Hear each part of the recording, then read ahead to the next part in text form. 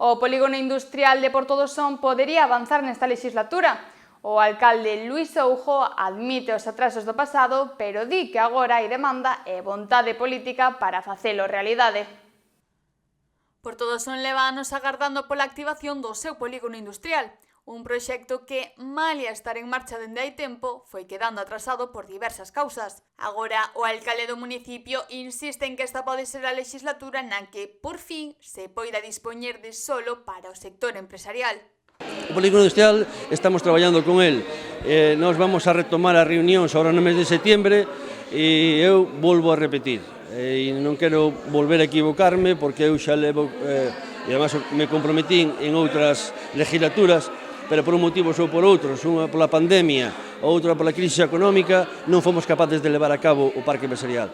Luís Soujo sinala que hai unha demanda clara de solo industrial por parte de empresas e emprendedores locais que queren asentarse no concello, pero non atopan espazo dispoñible. A min gustaríame e vou a traballar para intentar que esta legislatura, polo menos esos 50, 60 mil ou incluso 70 mil metros cuadrados que hai demanda deles, pois podamos poñelos ao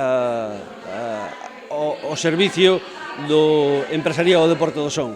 Que temos demanda, e se temos demanda, vamos a intentar poñer ese suelo, non? Segundo o alcalde, xa hai proxectos empresariais interesados en instalarse e perder esa oportunidade sería un erro estratégico para o futuro económico do municipio.